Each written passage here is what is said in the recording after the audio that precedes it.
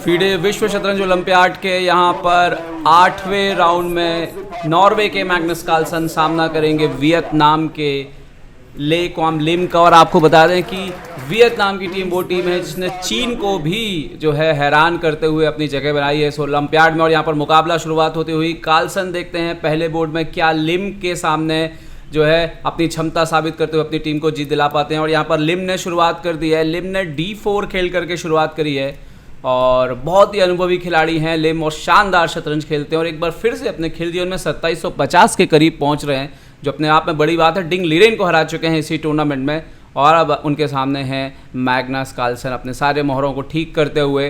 और यहाँ पर तारीफ़ करनी होगी मैग्नस कार्लसन की कि उनकी टीम बहुत मजबूत ना होते हुए भी हर ओलंपियाड में वो अपने देश नॉर्वे के लिए खेलते हुए नज़र आते हैं और अपनी तरफ से बेहतरीन करते हुए नज़र आते हैं। और यहाँ पर आप देख सकते हैं ऑलरेडी कार्लसन ने अभी तक कोई चाल नहीं चली है। यहाँ पर अभी तक कार्लसन ने कोई चाल नहीं चली है, इंतज़ार कर रहे हैं यहाँ पर लिम की चाल के बाद का। D4 खेला है लिम ने। यहाँ पर D4 नाइट F6 यहाँ पर होता हुआ D4 नाइट F6 यहाँ पर मैग्नस कार्लसन ने खेल दिया है और लिम ने यहाँ पर C4 खेल दिया है। मैग्नस कार्लसन पिछले एक दशक से भी अधिक समय से दुनिया के नंबर 1 खिलाड़ी E6 करते हुए यहाँ पर, ये अपने आप में बड़ी बात होती है कि आप एक दशक से भी अधिक समय तक किसी भी खेल के शीर्ष पर बने रहें और आपको जो है विश्व चैंपियन से भी अधिक सम्मान जो है वो लगातार मिलता रहे। यहाँ पर नाइट F3 खेलते हुए लिम और मैग्नस कार्लसन ने D5 खेल करके जवाब दिया है, सेंटर को लेते हुए यहाँ पर बराबर। और अब देखना होगा कि ये ओपनिंग किस दिशा में जाएगी। अभी तो ये QGA की तरफ जाती हुई नज़र आ रही है।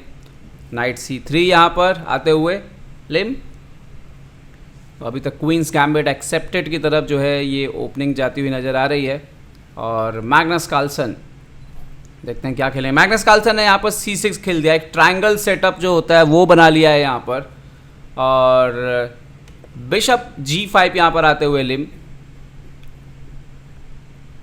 देखते हैं कार्लसन का क्या जवाब होगा यहाँ पर। क्या बिशप E7 खेलेंगे, नाइट BD7 खेलेंगे? नाइट BD7 खेला है यहाँ पर उन्होंने।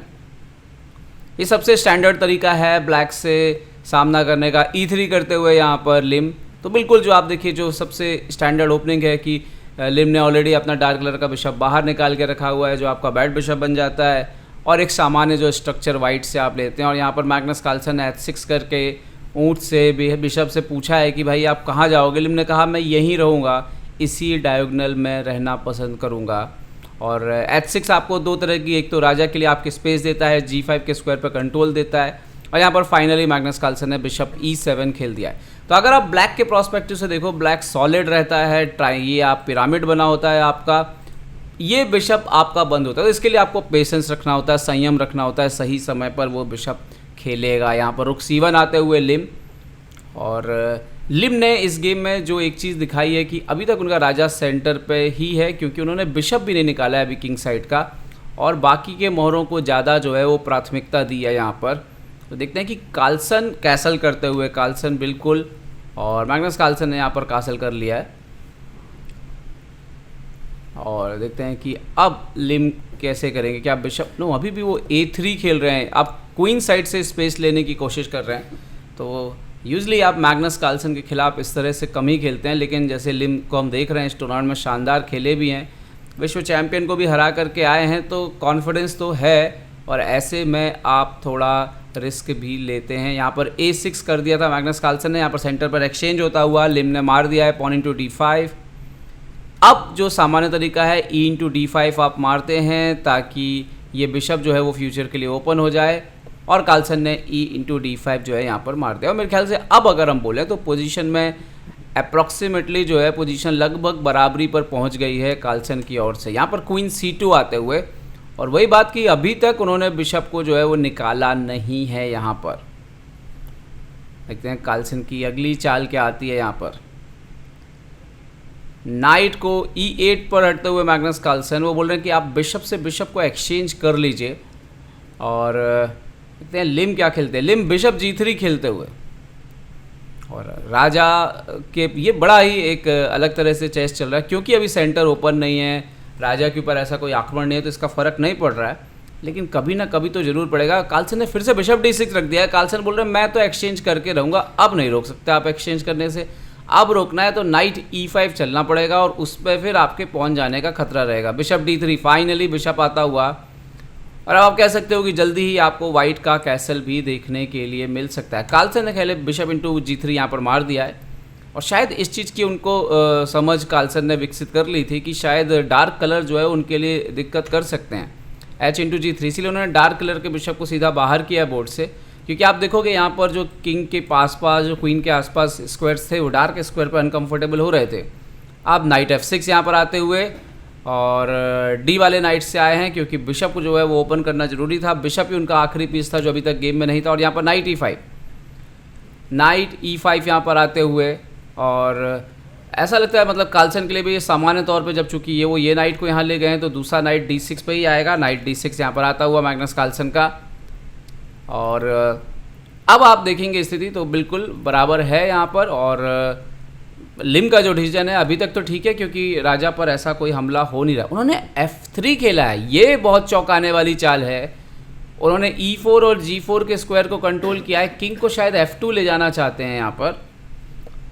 मैग्नस कार्लसन रुक E8 आते हुए स्टैंडर्ड तरीके से अपने पीस को बाहर निकालते हुए, और यहाँ पर बहुत ही इंटरेस्टिंग तरीके से यहाँ पर लिम खेलने के लिए उत्सुक नज़र आ रहे हैं। उन्होंने नाइट E2 खेला है, अभी नाइट F4 शायद आ रहा है। बढ़िया क्रिएटिव चेस खेलते हुए यहाँ पर लिम।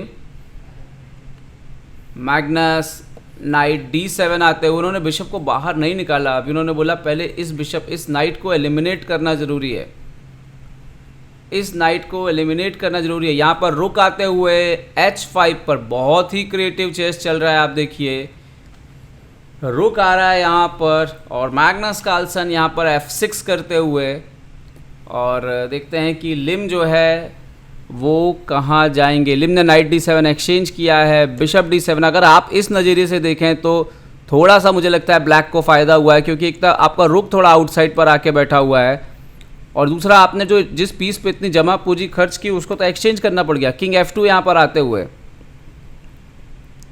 और अब लाइट स्क्वायर्स थोड़े से कमज़ोर पड़ रहे थे, बट कार्लसन ने F5 खेल दिया है। यहाँ पर बिशप F5 जैसी चीज़ें जो है वो भी काम कर सकती हैं, लेकिन आपको अपना एक्सचेंज देना पड़ेगा। तो यहाँ पर खैर F5, यहाँ पर रुक E1 खेला है। मैग्नस कार्लसन यहाँ पर रुक इंटू E3 मारते हुए, ओहो हो शानदार सेक्रीफाइस, क्योंकि बदले में उन्हें रुक मिलने वाला है। दोस्तों उम्मीद करते हैं कि आपने देख लिया होगा, यहाँ पर लिम के पास मारने के अलावा कोई चारा नहीं।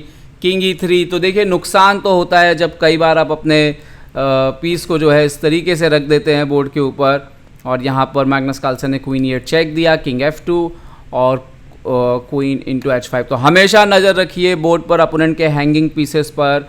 राजा अगर सेंटर पर है नुकसान होगा, एक छोटी सी गलती पे नुकसान होगा, और वही हुआ लिम को। लिम हालांकि क्वीन C5 आते हुए और एक तरह से जताते हुए कि यहाँ पर आपका क्वीन नहीं है, पीसेस के बीच में तालमेल नहीं है, जो कि सही बात है। आप उसको कैसे ठीक करेंगे। कार्लसन चुपचाप आते हुए क्वीन G6 यहाँ पर फिलहाल, और एक प्यादे की बढ़त पर है मैग्नस कार्लसन। लिम अपने वजीर से और अंदर जाने की कोशिश करते हुए क्वीन B6 आ गए हैं, क्वीन C7 आने की तैयारी है।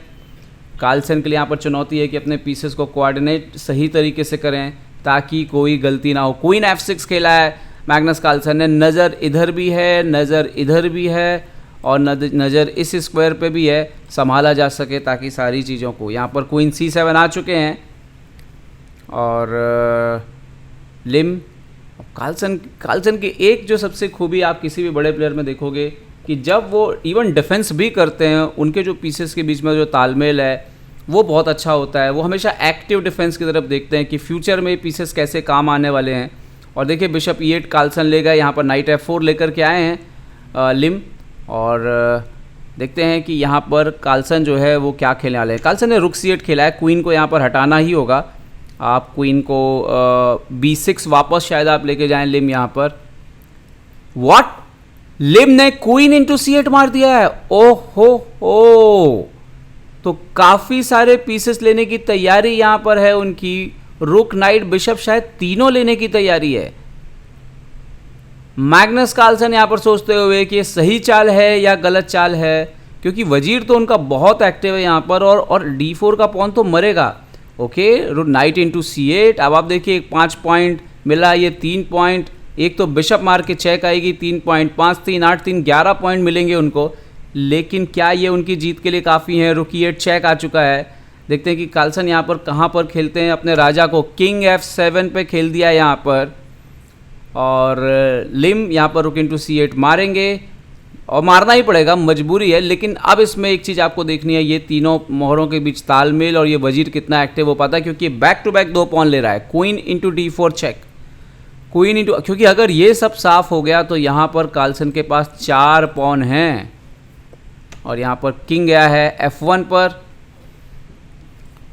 देखते हैं कि क्या जवाब देते हैं यहाँ पर मैग्नस कार्लसन। ओके, पहले वो पॉन मारने के पहले उन्होंने G5 खेल के नाइट को जो है उसको एक धक्का देने की कोशिश है कि आप यहाँ से हटिए। ओह, लिम की शानदार चाल, आप मारेंगे तो आपका क्वीन मर जाएगा। वाह क्या बात है। रुक F8, किंग E7। ओह, अब आप देखिए, आपका रुक मर रहा है, नाइट मर रहा है, तो यहाँ पर शायद नाइट G6 ओनली मूव है। नाइट G6 यहाँ पर आता हुआ, और किंग जो है वो D6 जा रहा है। किंग बोल रहा है मैं तो ये जाल जंजाल की दुनिया से बाहर निकल जाऊंगा भाई।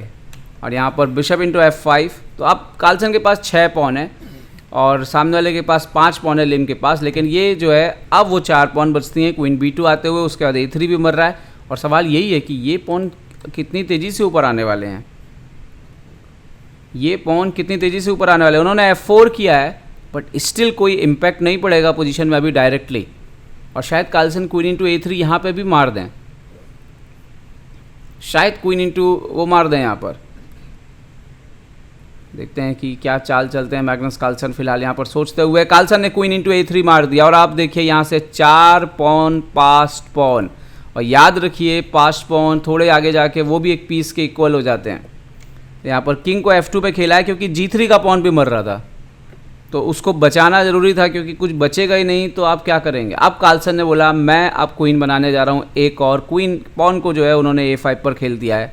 अब आप देखिए 3 मोहरे हैं, कहते हैं 3 मोहरों के खिलाफ खेलना मुश्किल होता है, लेकिन ये परिस्थिति जो है इसमें तो कार्लसन जो है मजबूत नजर आ रहे हैं, क्योंकि वाइट के प्लान क्लियर नहीं है, साफ दिख ही नहीं रहा है कि वाइट करेगा क्या इस पोजीशन में। नाइट को E5 पर आ गए हैं यहाँ पर लिम, और कार्लसन बोल रहे हैं पॉन को बढ़ते चलो। पॉन पहुँच गया है A4 के स्क्वायर पर, और राजा भी एक्सपोज ही है यहाँ पर लिम का। तो जो उन्होंने शायद प्लान बनाया रुक C8 का, वो काम किया नहीं उतने अच्छे से, और शायद उनको क्वीन ही बचाना चाहिए था। रुक F7, मतलब देखने में तो आप बोलेंगे किसी को भी बड़ा अच्छा लगेगा कि भाई मैं अपना क्वीन देता हूँ और एक रुक और 2 माइनर पीस ले लेता हूँ, तो बड़ा अच्छा है, लेकिन यहाँ पे काम नहीं कर रहा है। क्वीन B2 हटते हुए कार्लसन रास्ता साफ करते हुए यहाँ पर कि भाई एक और क्वीन बोर्ड पर आ जाए, और लिम के लिए बहुत चुनौती है इस पोजीशन में। चेक के साथ क्वीन B2 आए थे, किंग F1, और शायद इवन क्वीन A3 भी आ सकता है। पर देखते हैं कि कार्लसन यहाँ पर क्या खेलते हैं, उनके दिमाग में क्या चल रहा है। उन्होंने क्वीन B5 खेला है यहाँ पर एक बार, क्वीन B5 यहाँ पर, और शायद एक ऐसी चाल है कि ये आगे बढ़े शायद क्वीन, तो उसके लिए क्वीन A6 पे भी आके बैठ जाएगा रुक से कभी रोकने आए तो। यहाँ पर बिशप D3 खेला है, और मैग्नस कार्लसन यहाँ पर क्वीन जाते हुए B3 के स्क्वायर पर। अभी नाइट मूव नहीं कर सकता आपका, और एक और थ्रेट रहेगा क्वीन इंटू यहाँ पर D1, क्वीन D1 का थ्रेट रहेगा, सॉरी। बिशप वापस जाते हुए F5 के स्क्वायर पर, बट ये तो आपको गेम जीत के नहीं मिलने वाला इस तरह से मोहरों को रख करके। और कार्लसन A6 बढ़ते हुए, बिल्कुल मतलब जैसे कोई रोकने वाला ही नहीं है, कोई रोक टोक नहीं है भाई। और यहाँ पर नाइट D3 आए हैं लिम, लेकिन शायद ये देर हो चुकी है, शायद ये देर हो चुकी है। और देखते हैं कि ओह कार्लसन क्वीन इंटू D3 मार दिया उन्होंने, क्वीन इंटू D3 मार दिया। वो बोल रहे मेरा पॉन तो रुक ही नहीं रहा है। बिशप D3 यहां पर आते, तो क्या कमाल की पोजीशन है कार्लसन की।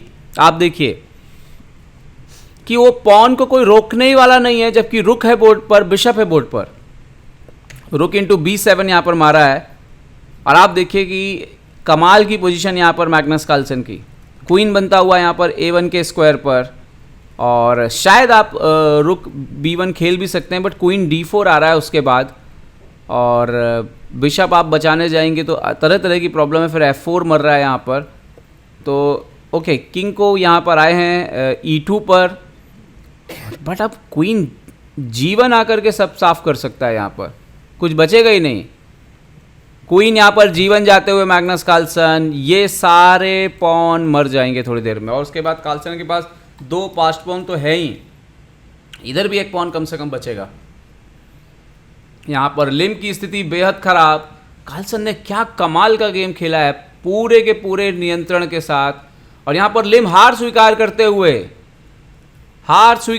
हुए लिम यहाँ पर कमाल की शतरंज मैग्नस कार्लसन की यहाँ पर। और एक समय तक लिम ने भी बड़ा ही शानदार चेस दिखाया है दोस्तों, किस तरह से उन्होंने किंग को सेंटर पर रखा। कार्लसन के खिलाफ ऐसा करना आसान नहीं होता है और मोहरों को थोड़ा तालमेल किया, लेकिन यहाँ पर गड़बड़ हुई जब कार्लसन की ये चाल से चूक गए लिम और ये मिस हुआ। और उसके बाद कार्लसन एक पॉन अप होते हैं, फिर पोजीशन में मौका नहीं देते काउंटर प्ले का। एंड देन मेरे ख्याल से ये गलत डिसीजन था, यहाँ पर क्वीन B6 ही वापस जाना था, जो कि बेटर होता कार्लसन के लिए हालांकि।